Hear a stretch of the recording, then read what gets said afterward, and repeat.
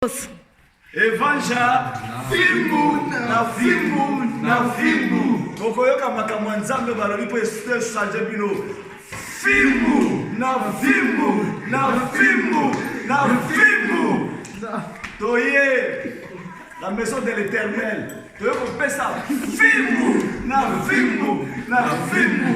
Allô. Bonsoir bien-aimés dans le Seigneur. Nous bénissons l'Éternel pour la grâce qu'il nous a donnée aujourd'hui.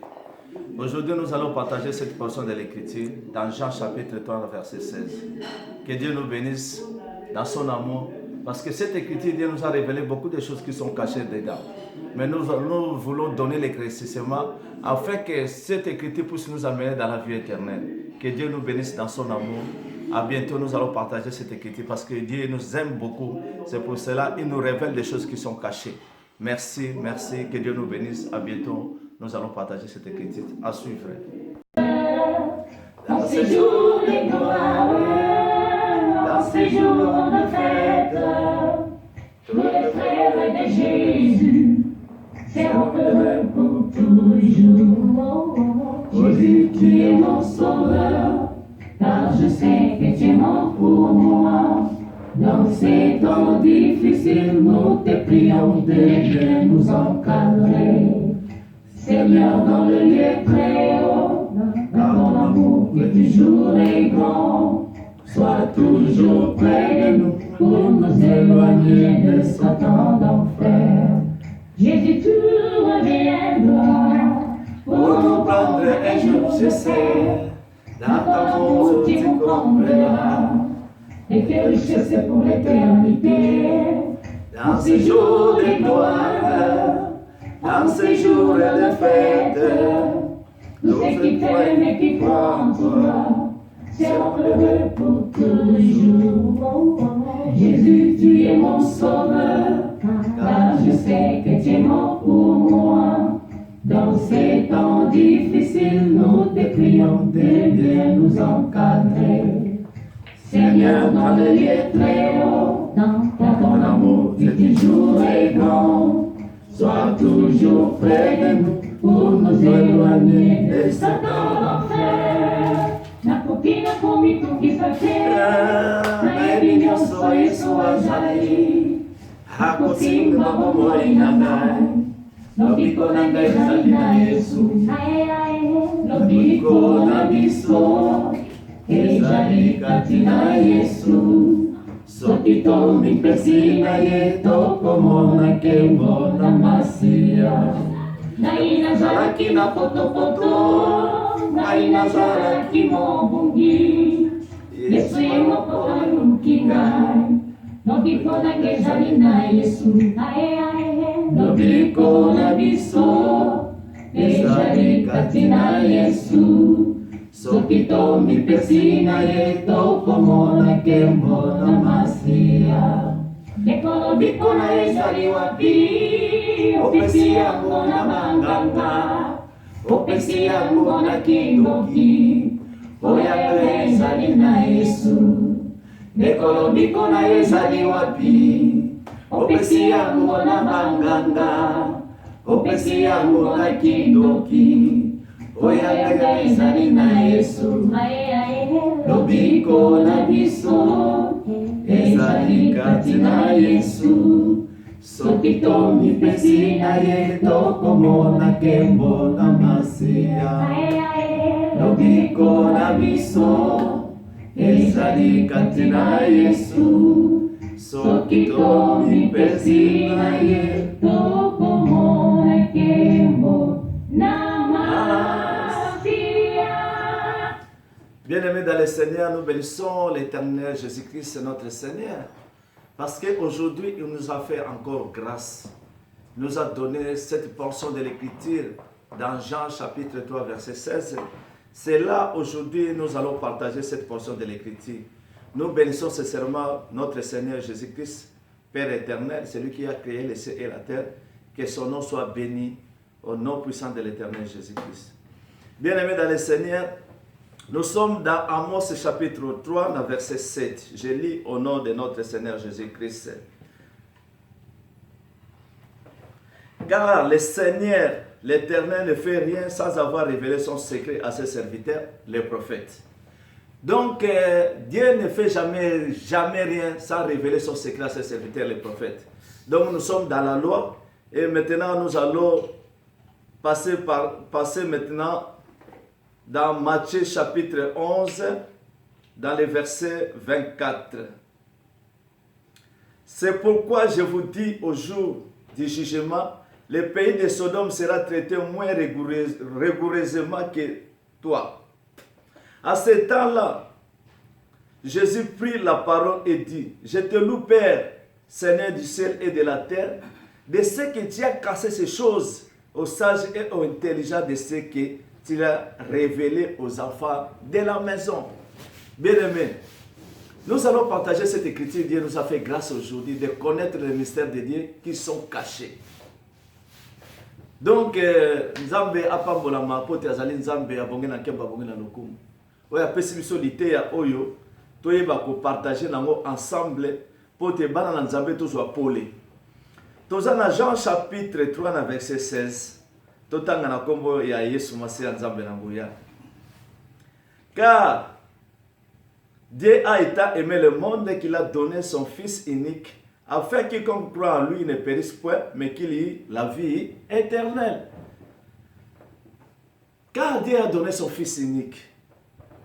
Est-ce que Nzambe apesaki biso kaka Fils unique azalaki nango Yesu Masiya? Parce que totangi na l'écriture aza clair à ebisi biso ke car Dieu a été aimé le monde qu'il a donné son Fils unique. Afin que quiconque croit en lui ne périsse point, mais qu'il y ait la vie éternelle. C'est-à-dire, Nzambe atindeli biso mwana na ye, oyo azalaki na ye moko selon les Écritures. Yende ayaki, lokola bolingo ezaki epai ya tata, tata osi bolingo wana alatisi yango nzoto. Bolingo wana ye kati na biso, eye kopesa biso lobiko. Sikoyo motuna ezali, est-ce que Dieu, il a seulement un seul fils, comme les Écritures a écrit? C'est ça la question que l'on est en train de se poser. Est-ce que Nzambe azaka na mwana moko Yesu Masiya atindelaki biso na se awa na moi? Tolobi non. Nzambe azalika na mwana moko te parce que la nature aussi nous enseigne. Pour ceux qui le biso bato Nzambe asali biso na lolenge ne toana bana 4 5 6 7 8 9. Bongo Nzambe asalaki mokili. Est-ce que y a cause aka na mwana moko? Tolobi non. Ya momoni les écritures tuent. Mais c'est l'esprit qui vivifie. Il y a un moment, la loi est à la l'ombre. Donc, tant que l'ombre est à la le corps. La réalité est à l'esprit, c'est à la corps et tambusa n'enzoto. Mais l'écriture est très profonde. Il y a un moment, ça va salir biso grâce to simbi yango pour te yeba ko partager na ngo vraiment na katia motema na biso mobimba. Est-ce que Nzambe azaka na mwana moko Yesu Masiya atindelaki biso? Parce que à la loi et au témoignage, si on ne parle pas aussi, il n'y a pas l'horreur pour le peuple. Donc, il faut que dans la loi, tout à la paix, Abraham qui était notre père. Est-ce qu'Abraham a un fils moko? Bien aimé dans le Seigneur. Nous sommes maintenant dans Genèse chapitre 22. Genèse chapitre 22, dans verset 1. Je lis au nom de notre Seigneur Jésus-Christ. Après ces choses, Dieu mit Abraham à l'épreuve et lui dit, Abraham. Et il répondit, mais voici, Dieu dit, prends ton fils, ton unique, celui que tu aimes, Isaac, va-t'en au pays de Morija et là offre-le à l'holocauste sur l'île de montagne que je te dirai. Mais, tant que tu as na kati ya loi, tout le monde a que Nzambe azoyebisa Abraham azwaka fils na ye azalaki unique. Mais tu se poses la question, est-ce qu'Abraham azalaki un fils unique qui était Isaac? Tolobi non. Mais pourquoi la Bible nous parle d'un fils unique? Donc c'est-à-dire il y a quelque chose qui sont cachés là-dedans. Il y a un moment qui sont grâce et à les choses. Donc, to kiti pe kakatoa na Genèse chapitre 22, surtout comme dans verset 10. Puis Abraham étendit la main et prit le couteau pour égorger son fils. Alors l'ange de l'Éternel appela des cieux et dit, Abraham, Abraham. Et il répondit, me voici. L'ange dit, n'avance pas ta main sur l'enfant et ne lui fais rien, car je sais maintenant que tu crains Dieu et que tu n'as pas refusé ton fils, ton unique. Alléluia. Donc, awa pe na loi tomoni, nzamba zo bisa Abraham apese kaka fils moko azaki na ye. Mais tant que tu as le parcours d'Abraham, tu montres qu'Abraham a un fils de côté. Parce qu'avant Isaac a botama, tu montres qu'Abraham a botaki fils mususu na moisi na ye mususu. Agar. Moni. Donc Ismaël a un fils aîné de Abraham. Attends qu'Abraham a botaki na Sarate, mais a un fils d'Abraham. A botaki na kati Abraham. Mais pourquoi Isaac est en train de pas Sarah? Abraham, la Bible a dit fils unique. Ce qu'il faut que fils unique et le baka nini et démontrer que nini. Bien aimé dans les Écritures, dans l'Éternel, les Écritures sont qui nous ont révélé et vous avez passé pour oyeba kokota dans la profondeur. Il y a un moment donné, dans Matthieu chapitre 11, verset 24. Nzambe apesi maele na intelligent na basage mokili te ma apesi maele na bana na ye. Na Mose chapitre 3 na verset 7 va dire Dieu révèle son secret à ses serviteurs les prophètes. Donc tozali ko pambola Nzambe oyo apesi biso liteya oyo to comprendre que Abraham azaki na fils unique te. Mais pourquoi ba obenga ye fils unique? Donc to lingi to fungula ba écriture mo belé to yeba ko sosolisa maloba na Nzambe po te epesa biso bo moi. Tokei na Jean chapitre 1 verset 14. Jean chapitre 1 verset 14. Dans Jean chapitre 1 verset 14, totangi na kombo ya l'Éternel des armées. Et la parole a été faite chair, elle est habitée parmi nous, pleine de grâce et de vérité, et nous avons contemplé sa gloire, une gloire comme la gloire du Fils unique venu du Père. Donc, tu dois comprendre que fils oyazoya kobota mazaki fils unique venu du Père. Mais pourquoi ba obenga Jésus-Christ fils unique?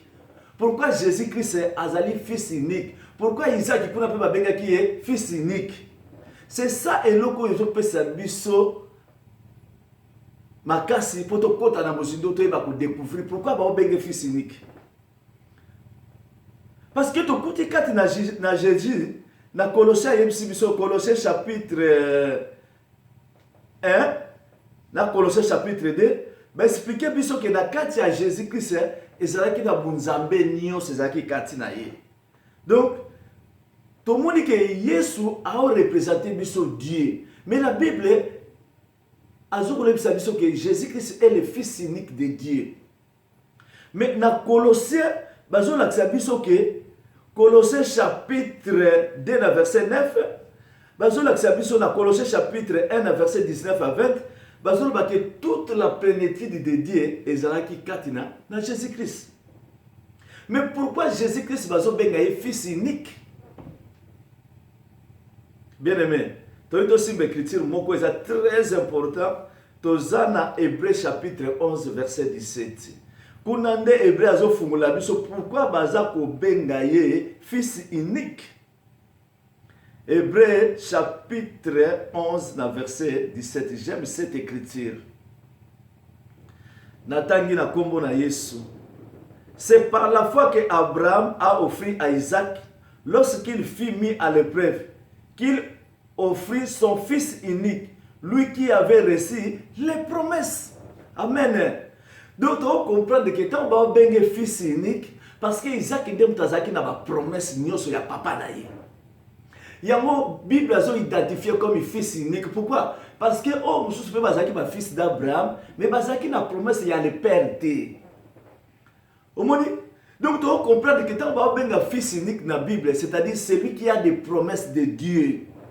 Le biso peut comme un fils unique ya papa pour te toza na kati ya promesse ya papa parce que biso te va topona qui mais yem tapona ki biso apona ki biso pourquoi apona ki biso parce que atie ba promesse ne kati na biso le kola ya tie ba promesse ne kati na biso biso to simbi ba promesse wana tozali ko batela yango pe tozali ko tambola na yango ya moni Jésus qui se faisait que la volonté du Père. Alors tout ce que le Père m'a donné c'est ça que je vous donne. Donc biso pe lelo tozo ça la volonté ya père. Oh nous so papa zo pesa biso yango to simba. Tozo battre yango pourquoi? Parce que toza ba fils de promesses. Oh Nzambe avant asala mokili ndenga yebisaki Job biso tozalaki déjà. Mais tant malati si biso nzoto azo kitisa biso na se to komi ba fils ya promesse.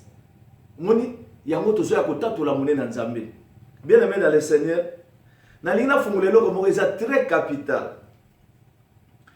Tozo mona ke na kati ya bunzambe Nzambe azalaki na 12 fils. To koti na Saint Testament to moni Nzambe azalaki na 12 fils, mais moko ka mutabungaki. Tango Yesu aye to moni pa azalaki na 12 apôtres kaka moko mutabungaki. To pamboli Nzambe.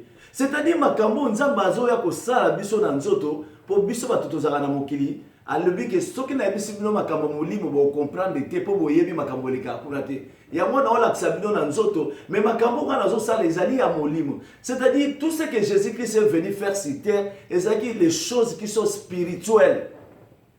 Mais Jésus-Christ azo sala yango na nzoto po te biso to mona parce que la nature nous enseigne. Yango biso to kepe na jardin d'Éden, to komona na kati ya jardin d'Éden, il y avait Adam qui était charnel, qui était physique. Tout le monde Eve abimi katine comme l'église, qui était aussi physique. Donc Adam comme le ministre, Eve comme l'église. Donc du fait que tout le monde a biloko wana mi balé, tout que nango pe na molimo, tout le monde a qu'il y a un Adam qui est spirituel, il y a aussi une église qui est spirituelle. Alors cette église, on a besoin de teseurs qu'on représente. Pourquoi? Parce que la parole de Dieu, parce que l'amour de Dieu, parce que les promesses de Dieu, eza kati na biso. Il y a un moment où tozo tambula kaka ndenge nzamba azotinda biso to tambula. Tozo lobake na loi tokuti nzambe aponaki pe 12 personnes. Mais moko ka mutabungaki. To moni pe tango Jésus-Christ aye azu pe les 12 apôtres kaka moko mutabungaki. Pourquoi na loba boy? Parce que na loi to moni Noé. Noé azalaki na 8 personnes akotaki na bona arche. Toyo kozwa tango nzamba boyi mokili ya Noé, to moni so nzamba yeko boma mokili ya Sodome na Gomorrhe. Na mokili ya Sodome na Gomorrhe nzambe aponaki ka bato mine oyo amonaki bango bazalaki se abimisa bango. Mais na kati na na kati ya Sodome na Gomorrhe to moni mwasi ya Loti azobunga. Pourquoi? Parce que azalaki beaucoup plus intéressé dans les choses matérielles. Liot abimaki na bana na ye misato mibale na ye bazaki bango 3. Donc tozu 8 personnes au babikaki kati na Noé, tozu 3 personnes au babikaki kati na Sodome na Gomorrhe, tozo mona ke 11 mutu babikaki. Mais sur 12 mutu moko azobunga oyo akangamaki na biloka mokili, c'est-à-dire la femme de Liot. Donc tant que tu es dans le Nouveau Testament, tout le monde peut Jésus-Christ a poni kaka 12 apôtres. Mais moko pe kaka zo bunga pona nini pona les biens matériels. Donc biloko nzamba zo la kisabiso physique to ke na mona molimo to comprendre que na kati ya lola nzamba zaki na 12 enfants. Alors que na 12 enfants nzamba zaki na bona kati na lola moko kaka pe mutabunga ki oto bengi na kombo ya Satan. Pourquoi? Parce que Satan azalaki ange de la lumière tant azalaki na papa elongo. Azalaki moko ya bana o papa apesaki motema na ye kati na ye. Azalaki moko ya bana o nzambe apesaki pouvoir kati na ye. Omoni? Mais tant au moins na monaki adoration ezaki kati na ye sengo kota ye kati na ye alinga suko obéir na papa te. Yamoni papa salaki kanda oreka amba moko aboma ye mais l'amour du père ezalaka toujours pas ya tata papa kokai ko boma mwana na ete yango atikela ki etant nenga atikela ka biso peta to kumela kati na masumu poto yeba ko bongwana. Oboni? C'est-à-dire bien aimé dans l'Éternel, makambo soki l'esprit était yote oroyeba ko sosola yango te parce que l'esprit de Dieu et ya kisika kimi ezali. Esprit de Dieu et ya ko efande sika douceur ezali. Esprit de Dieu et ya ko fande place la parole de Dieu ezali coopérer dans toute liberté. Esprit de Dieu et ko ya ko fande place division ezate et sika rancune ezate et ko ya ko fande sika matonge ezate. C'est-à-dire toujours mon en Apocalypse chapitre 5 dans verset 1. Bien aimé dans le Seigneur. Tofungula Apocalypse chapitre 5. Parce que nous avons tant de biso ngolu, bazo la biso que moi nous azaki na ba promesse. ye wana nde nzambe atiaki motema. Mais nzambe aobenga fils unique. Ndenge Abraham mpe abenga Isaac fils unique. Mais soki totali Abraham azalaki kaka na fils unique ye Isaac te. Abraham azalaki mpe na fils mosusu oyo abotaki. Mais babengi Isaac fils unique. Pourquoi? Parce que Isaac azalaki na bapromese ezalaki kati na ye bapromese à Dieu. Yango mpe tomoni ntango Jésus-Christ azoya baobenga fils unique. Pourquoi? Parce que azalaki na bapromese ya Nzambe kati na ye. Mais en réalité Nzambe azalaki na 12 fils. Moko kaka mutabungaki ya momoi ntango Nzambe alati nzoto ye na se fo tomona mpe biloko elekaki na likolo esalama mpe na mabele mpo biso bato wana miso ya mibale tomona.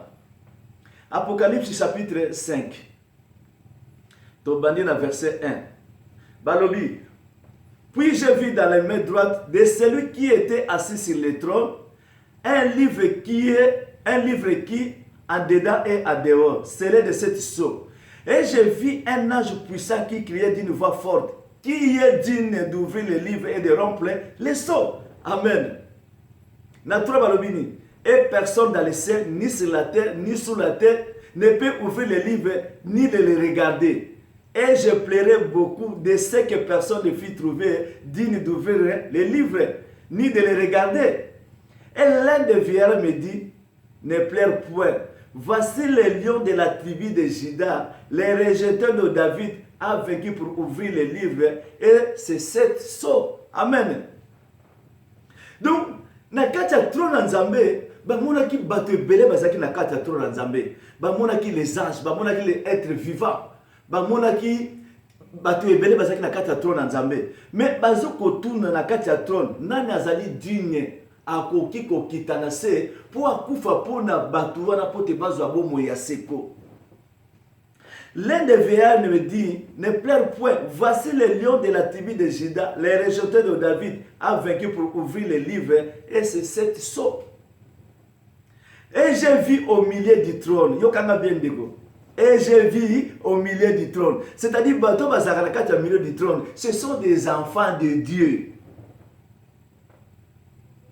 Et j'ai vu au milieu du trône et des 4 êtres vivants, au milieu des vieillards, un agneau qui était là comme immolé. Il avait 7 cornes et 7 yeux qui sont les 7 esprits de Dieu envoyés par toute la terre. Amen. Et je vis, et il prit le livre de la main droite de celui qui était assis sur le trône. Donc, moto yoba opese promesse, moto yoba opese héritage. Yende azozwa bomengo oya tata ezalaki na kati ya trône. Bible alobi bien, j'ai vu et il prit le livre de la main droite de celui qui était assis sur le trône. Donc Nzambe azwa bomengo na ye, azwa bokonzi na ye, azwa royauté na ye.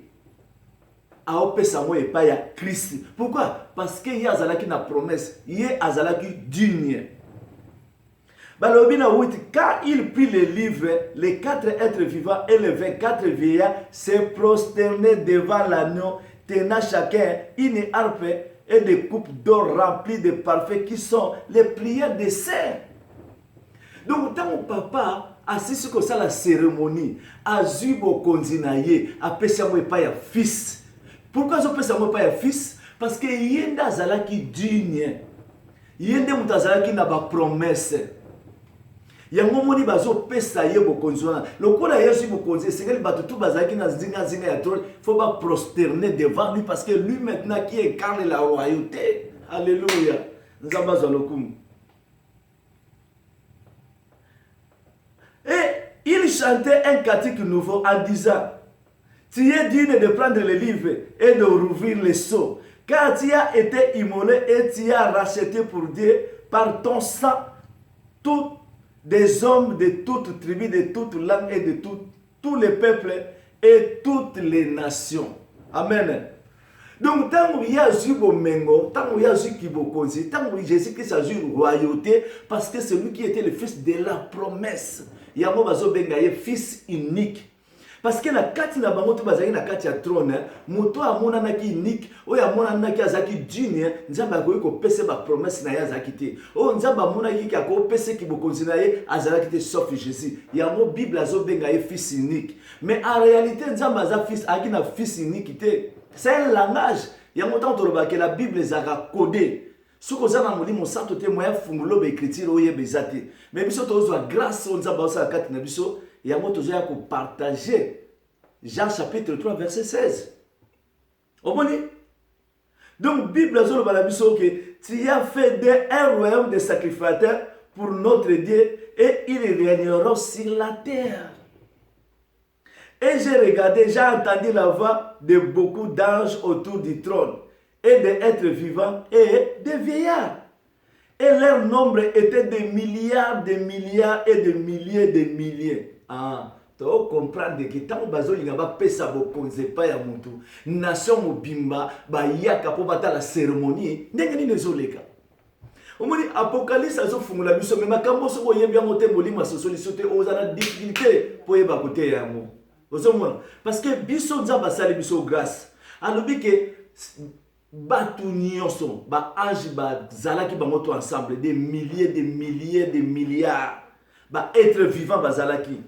Omoni bango to ba yaki ba yakota la cérémonie ne tata aozwa ki bokonzi na ye nengi tata azozwa loyauté na ye aopesa mo pa ya fils de la promesse. Le fils de la promesse mutaozwa bokonzi et sengeli royaume mobimba faut ba ya ko prosterner devant le fils. Pourquoi? Parce que c'est lui maintenant qui incarne le père. Parce que c'est lui maintenant qui a la promesse de Dieu. Il y a un moment où il faut aller à la biso pour nini pour biso to zabo moi. Donc l'écriture l'Apocalypse c'est un autre moment celui to zongi père à la loi. Faut que nous écoute l'écriture. Omoni parce que dans la loi soit écoute l'écriture to ah parce que Jésus qui a le que dans la loi dans les prophètes et dans les psaumes faut écouter makambo. Mais awa to écouter makambo ne moni seli. Omoni c'est que Jean makambo za ba l'Apocalypse soit to zongi faut écouter yango na kati ya loi tozonga na loi total fils de promesse oyo pe bazo pesa héritage na kati ya loi. Alléluia.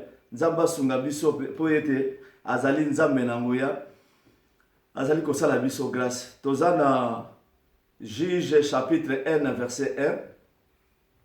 Juge chapitre 1 verset 1. Bien-aimé, yoka ndenge batei biso na kati ya Juge Nzambe azosala biso grâce parce que toya ko partager toujours les écritures. Tozana Juge chapitre 1 verset 1. Yoka, après la mort de Jésus, les enfants d'Israël consultaient l'Éternel en disant: qui de nous montera les premières contre les Cananéens pour attaquer? L'Éternel répondit: Juda montera. Voici j'ai livré le pays entre ses mains. Amen. Voici j'ai livré le pays entre ses mains. Lokola tata azalaki na mwana moko oyo apesaki kibokonzi na ye oto benga ye lelo Lucifer Satana aza moko ya parmi ya bano papa tilaki motema dans le royaume du ciel.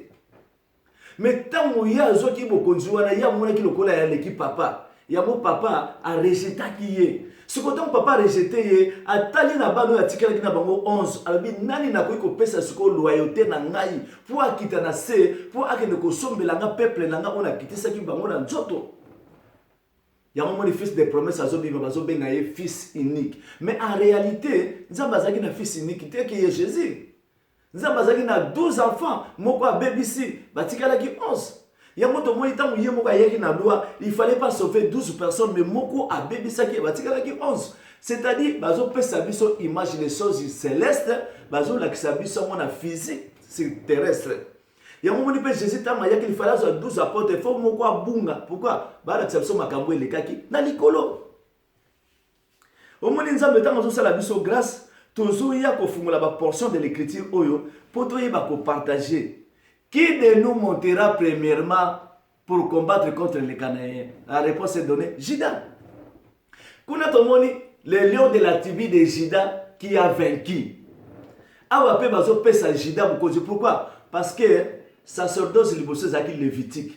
Mais le lot sacerdoce est comme sur lévitique te bakezo Juda o bato bachaki kate bazu bokonzi ba pesier. C'est la même chose dans le ciel. Omoni nzamba pesa ki confiance ne mingi pa Lucifer. Loko Lucifer a bebisaki nzamba ke ko pona mwana wa mona ki susa zaki digne parmi les 11 enfants wa tikala na bango. C'est Jésus. Il y a un moment tozo benaye fils unique de Dieu. Mais en réalité, Dieu n'a pas seulement un seul fils. Omoni pourquoi? parce que ba promesse ezaki kati na ye yango totangi mpe na kati ya Genèse chapitre 22 tomoni mpe Isaac baobenge fils unique d'Abraham, mais en réalité soki totali est-ce que Abraham azalaki na fils moko tolobi non. Omoni parce que les écritures cachent beaucoup de choses, mais biso na moke oyo nzambe azosala biso grâce tozoya kopartager baécriture mpona koloba ke dans Jésus c'est l'amour du Père. Omoni l'amour du Père, l'amour du Père oyo ezalaki kati na tata alatisi ya monzoto, cet amour là qui est descendu, qu'il est habité parmi nous, plein de grâce, plein de bonté, plein de lumière. C'est lui qui est le fils unique de la Bible, parce que c'est lui qui a des promesses de père. Il y a un moment où Colossiens dit que toute la plénitude de Dieu était en lui. Pourquoi? Parce que tout le monde n'a qu'à trône cérémoniel, les cas qui ont tant que vous pèsez vos consis, tout va fouka melaki. Pourquoi? Parce que vos consis et pèse melaki. Il y a un moment où azoko manzambe. Vous avez il y a un moment où il fallait tout ça y est. Vous voyez? Bien aimé dans le Seigneur, écriture les âmes là, nous toujours tant que nous avons solo, nous avons ça la biso grâce. Vous avez toujours comprendre. Vous voyez? Tout tant écriture mogo dans Jean chapitre 13, dans verset 3. Toyoka ce qui va le bisonner dans Jean chapitre 13, verset 3. Tout tant au nom du Seigneur Jésus-Christ. Jean chapitre 13, verset 3. Balobini. Jésus qui savait que le Père avait remis toutes choses entre ses mains, qu'il a été venu de Dieu et qu'il allait à Dieu. Parce que l'Écriture dit que Jésus qui savait que le Père avait remis toutes choses entre ses mains. Vous comprenez? C'est-à-dire au continuum, toute la plénitude de Dieu était en Jésus. Vous avez bien aimé dans le Seigneur. Donc, tant que nous avons fait la mission grâce, nous avons fait makambo matoina olem sunana yokate misuna olem so emonate mais biso tozo grâce. Moni soko na Ézéchiel na chapitre 28 verset 13 à 17, soko na Isaïe na chapitre 14 na verset 12. Au mona Lucifer pouvoir lire zaki na likolo. Ce qui Lucifer azaki mona nzambe te bien aimé, la nature nous enseigne. Ce qui Lucifer azaki na mwana nzambe te, Lucifer a quitté na combien de âges? Lucifer a quitté na ba âge ya kusakana te.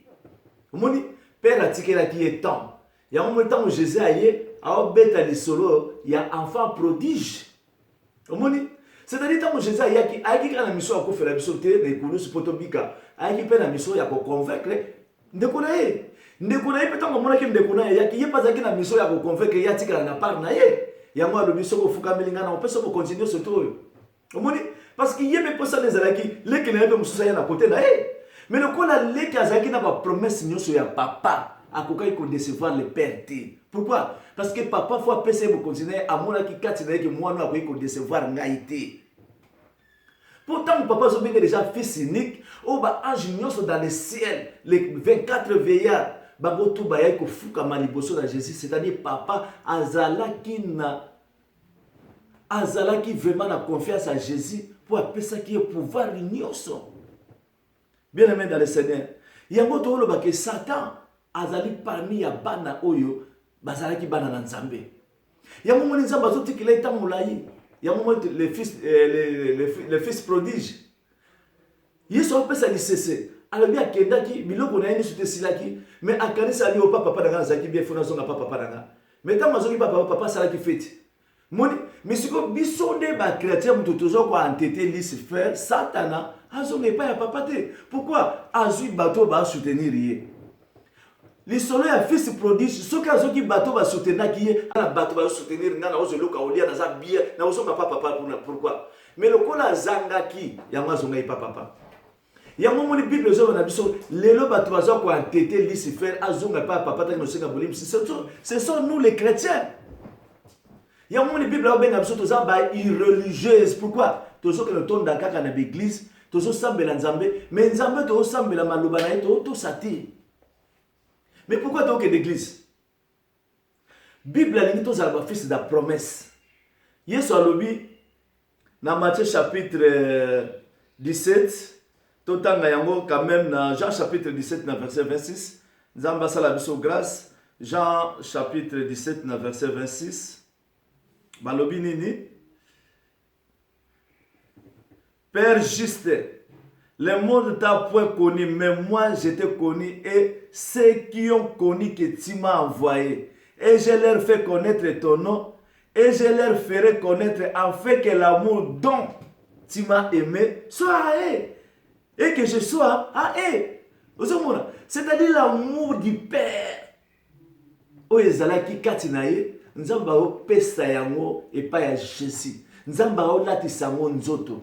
Et au kita kati na biso. Yango mona 1 Jean chapitre 1 14 balobi la parole qui se fait chair, elle habitait parmi nous pleine de grâce et de bonté.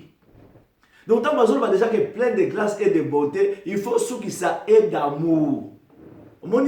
C'est-à-dire l'amour au papa zalaki nango atindi biso Yesu Masia, ou ya yeko pesa biso amour pour tous ensemble, toyeba ko tombola kombo na ye. Voilà un peu et le konzamba pesi biso lelo pour te partager tout le baquet. Pourquoi la Bible a benga Jésus-Christ fils unique? Parce que y a zaki na ba promesse ya Nzambe. Mais na kati ya Nzambe, Nzamba zaika na fils moko to ba benga Jésus-Christ.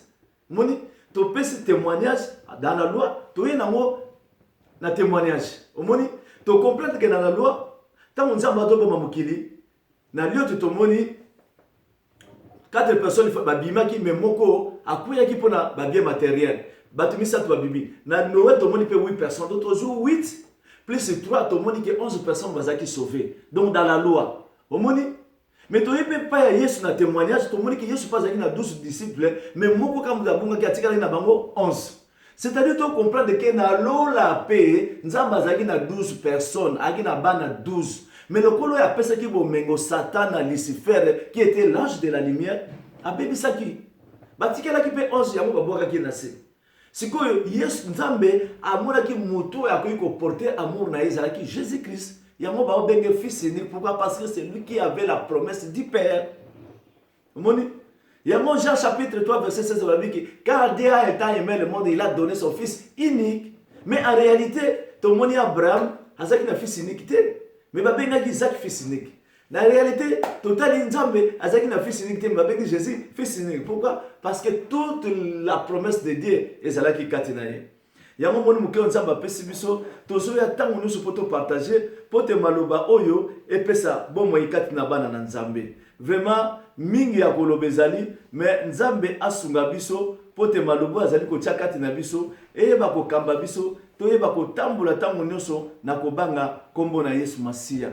To laksa l'amour du Père est fan na kati na biso pote le kumpe masanjo les zonga pa ya papa. C'est-à-dire biso pe le tozali bana ya promesse parce que tozali ko zali loba Nzambe, tozali ko batela yango, tozali ko tambola na yango pote lilobani pe si bo mo kati na biso, yango papa zoya ko révéler biso les choses qui sont cachées.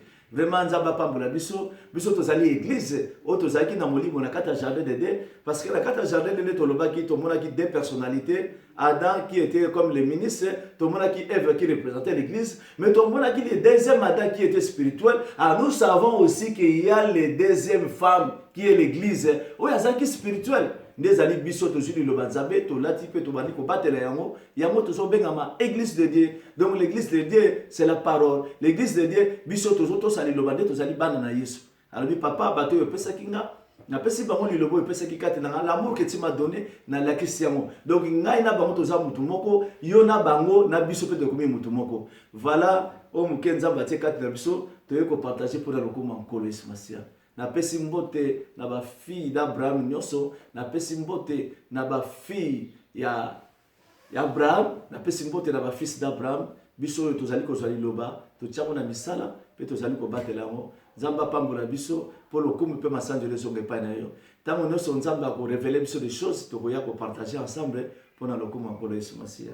Vraiment que Dieu nous bénisse, butu malamu kati na mabota na biso, ya solo na kozanga ko pesa mbote te pa ba ndeko na biso nyonso. Ya solo ndeko giba safula vraiment Nzamba pambola yo na sepeli mingi na gesto salaki vraiment la kisi que vous allez vraiment mosala Nzambe, que Dieu te bénisse.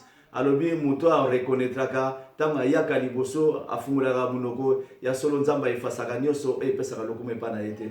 Vraiment nous sommes ensemble Nzamba ko kamba biso, Nzamba ko sunga biso pona lokumu na ye. Vraiment, napesi Mireille de Jésus Mbote, napesi les filles d'Abraham, Sandrine, napesi Laetitia Mbote, napesi Maman Blaise Mbote, napesi bana na Nzambe nyonso Mbote, Astasia na Kisasa. Vraiment que Dieu nous bénisse, vraiment pour musala tozali kosala les apôtres na lokumu Nzambe. Musala Nzambe eza lokumu te mais ezali souffrance, tika to me mekulusu na biso, pote lokumu pe massage ezonga epai ya nkolo Yesu Masia.